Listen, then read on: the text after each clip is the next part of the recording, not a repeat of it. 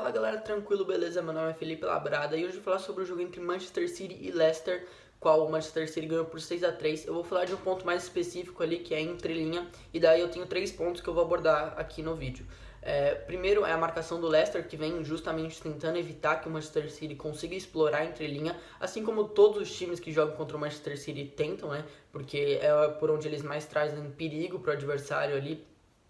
Daí sobre o gol do Manchester City, que sai com um passe que entra justamente ali, falar sobre ele. E depois, no segundo tempo, como o Leicester vinha cedendo muitas chances, o Leicester muda de estrutura defensiva e consegue se defender melhor e diminuir o tanto de chances que o Manchester City criou em relação ao primeiro tempo. Tanto que no primeiro tempo o Manchester City faz 4 gols e no segundo, 2. Desses dois, os dois foram de bola parada, porque o Manchester City não conseguia encontrar espaço para jogar dentro do bloco do Leicester ali. E o Leicester também tentava encurtar os espaços pelo lado, porque fez uma linha de 5. Então foi bem sólida a defesa do Leicester no segundo tempo, tirando ali no momento de bola parada. Que inclusive o Leicester é o time que mais sofreu gols de bola parada no campeonato inglês, né?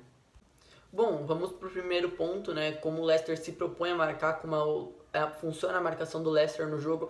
Já aviso que pro primeiro tempo a formação, a estrutura é diferente do segundo, então vou dar uma separada aqui, né? Então, começando a falar do primeiro tempo, primeira imagem aqui na tela. Bom, o Leicester ele se propõe a fazer uma marcação por zona, então eles sempre visam a bola. Olha nessa primeira imagem aqui como eles estão direcionados para um lado e como na outra eles estão direcionados para outro. Então eles sempre acompanham a bola. Tem como objetivo impedir que a bola entre dentro do seu bloco para que o adversário não consiga explorar ali a entrelinha, né? Que é justamente o que o Manchester City gosta e quer explorar. Então o Leicester faz com que o Manchester City rode a bola porque está ocupando ali as linhas de passe, né? Fechando as linhas de passe para que o Manchester City não consiga penetrar dentro do bloco deles. E bom, falando sobre a estrutura dessa marcação do Leicester, varia de um 4-3-3 para um 4-4-2, depende da altura da bola. Se a bola está mais à frente no campo de defesa do Leicester, o ponta desce para fazer uma linha de 4 também, né, fazer duas linhas de 4 e formar um 4-4-2. Se a bola está com zagueiros ali na saída de 3 que o Manchester City faz, acaba que fica num 4-3-3. Outra coisa que vale a pena ressaltar é que é uma marcação média para baixo. Tem alguns momentos que desce mais e tem alguns momentos que fica ali na altura do meio de campo, né? Falando agora sobre o segundo tempo, a estrutura muda, vira um 5-4-1, mas permanece uma marcação zonal, né? O tipo de marcação não muda. A única coisa que muda também é que o Leicester abaixa um pouco mais o bloco. Acredito até que para não sofrer mais gols, porque terminou o primeiro tempo perdendo por 4-0 e não tinha uma perspectiva de virada, não tinha ameaçado o Manchester City, tinha sido muito dominado. O Manchester City conseguiu criar muitas chances de gol no primeiro tempo, então estava com muita dificuldade o Leicester e consegue se recuperar depois porque consegue se defender melhor, consegue ocupar melhor os espaços, encurtar os cantos, impedir as entradas, né? Apesar da atração do jogador que está ali como falso 9, atrai e quebra a linha defensiva do Leicester. O Leicester tem como se recuperar ali nessa linha defensiva, né? Porque ainda tem uma linha estruturada de 4 jogadores, então eles conseguem ocupar os espaços para infiltrações e fica diferente do primeiro tempo, como por exemplo o Vestergaard sai com o Bernardo Silva e daí abre espaço para o De Bruyne entrar. Eu vou falar sobre isso, que é o gol do Manchester City justamente, né? Bom, agora vamos falar sobre o gol do Manchester City. Acompanha aqui o Leicester marcando por zona, como eu já havia mencionado antes, né? Num 4-4-2 nesse momento, porque a bola está um pouco mais alta ali no campo. O Laporte vai fazer o passe no Zinchenko, tentando encontrar ele ali pelo lado esquerdo. Consegue encontrar o passe, entra no Zinchenko, claro. O Zinchenko leva a bola para o meio. Por que ele leva essa bola para o meio? E aí a importância do Manchester City jogar com o Cancelo invertido lá na esquerda. O Walker está indisponível, né? Ele pegou Covid-19, então não tem como ele jogar. E daí o Cancelo foi deslocado lá para a esquerda, para a direita, e o Zinchenko assumiu a titularidade pelo lado esquerdo. Ele leva a bola para o meio justamente para tentar encontrar uma opção entre linha. Mas todos os jogadores estão com a linha de passe bloqueada. E, por exemplo, o Sterling ali, que seria até quem ele conseguiria fazer um passe, o jogador está muito próximo, então o jogador conseguiria antecipar ele, né, interceptar o passe. Então ele acaba não optando pelo passe nos companheiros que estão próximos a ele dando apoio. E muito menos cogita dar o passe no Bernardo Silva, que seria o passe entre linha ali, porque justamente tem um jogador que vai conseguir interceptar o passe dele ali, né? Um jogador que está marcado com uma linha amarela em relação ao Bernardo Silva, que é o jogador que está colado ali na última linha de defesa do Leicester, né? E ele opta por não fazer esse passe porque a bola não vai conseguir entrar ali, o Bernardo Silva não vai ter tempo de dominar aquela bola, nem vai conseguir chegar a receber, né? Porque o marcador adversário vai interceptar o passe.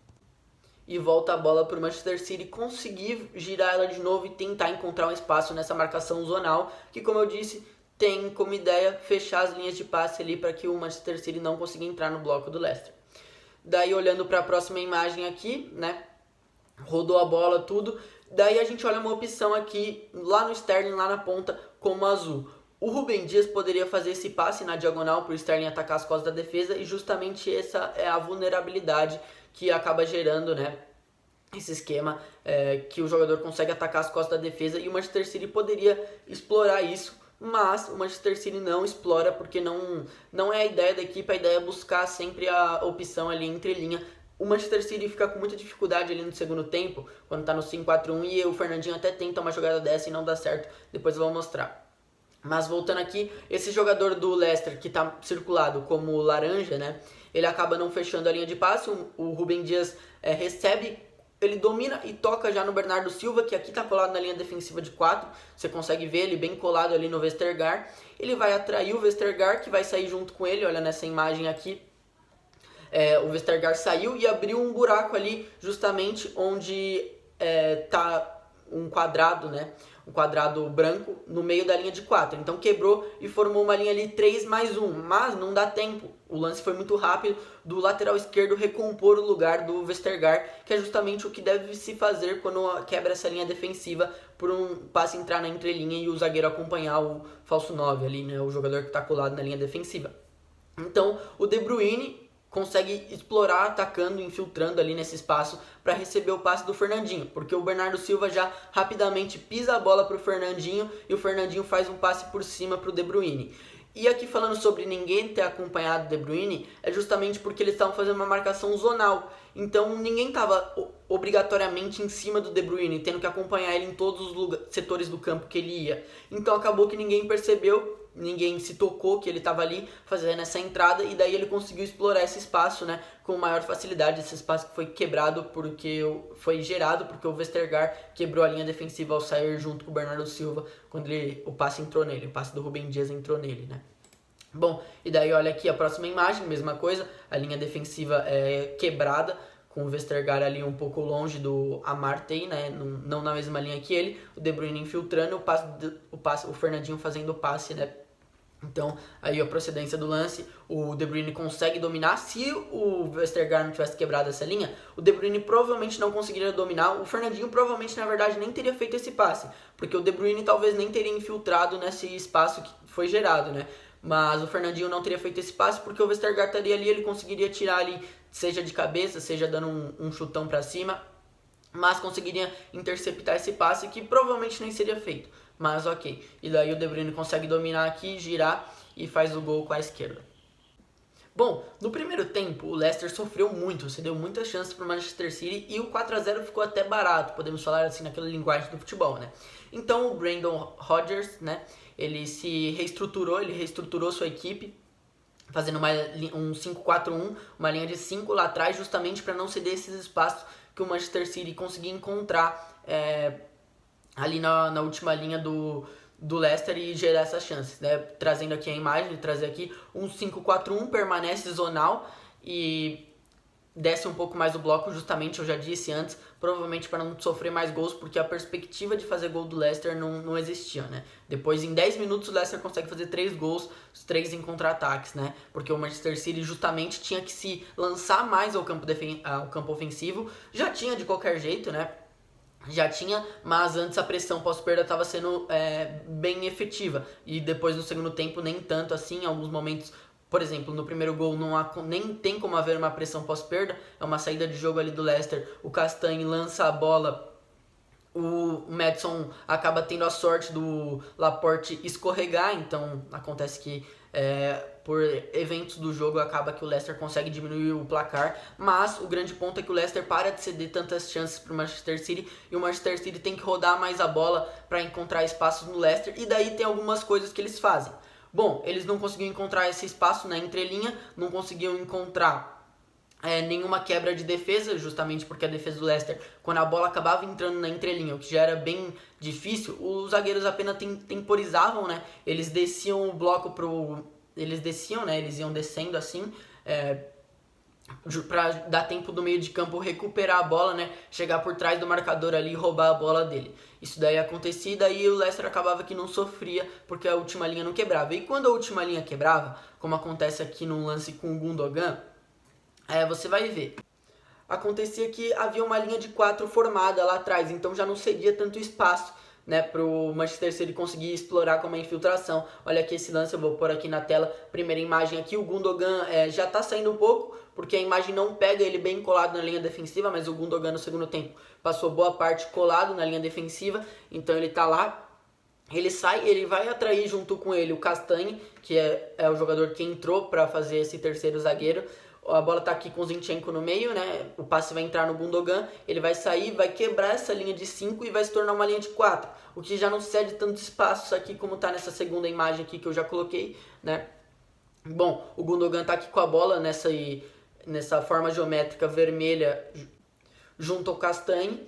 E tem a linha de 4 ali formada que não está se dando tanto espaço, é uma linha de 4 normal que consegue se defender. Pensa se não tivesse o Amartey ali, por exemplo, que é o segundo homem ali, fosse uma linha de 4 e o Gundogan tivesse atraído esse jogador da linha de 4. Bom, estaria um grande espaço ali para qualquer um conseguir explorar, né? É isso então. E o Amartey dá esses 2 passes para o lado, né, justamente para impedir a infiltração do Zinchenko, que você já pode ver ali pela seta, ele já progrediu, ele já andou um pouco mais, justamente para fazer essa infiltração no espaço que se abriria. E aí ocorre até um problema aqui. O Castagne, ele não vai até o fim e não deixa o Gundogan soltar a bola, né? Ele espera o Gundogan passar a segunda linha de defesa do Leicester ali, né, a linha do meio de campo, e solta o Gundogan. E o Gundogan tem espaço porque até alguém ir nele demora um tempo, o Leicester não se associou a isso, né? O jogador não foi rápido pressionar ele, enquanto o Castagne voltava para se recompor, e gerou um espaço entre o zagueiro e o lateral, justamente porque o Sterling está trazendo muita amplitude aqui pelo lado, né? E daí gerou um espaço ali para o De Bruyne conseguir atacar. O Castagne já aqui na imagem já está se recompondo, já está formando de volta essa linha de 5, mas o jogador consegue fazer o bloqueio ali da linha de passe para o De Bruyne, e o Gundogan acaba optando por abrir a bola com o Sterling, como você pode ver aqui. E nessa última imagem o jogador já se recuperou e já se formou essa linha de 5 novamente e já se reestruturou o Leicester para se defender, né?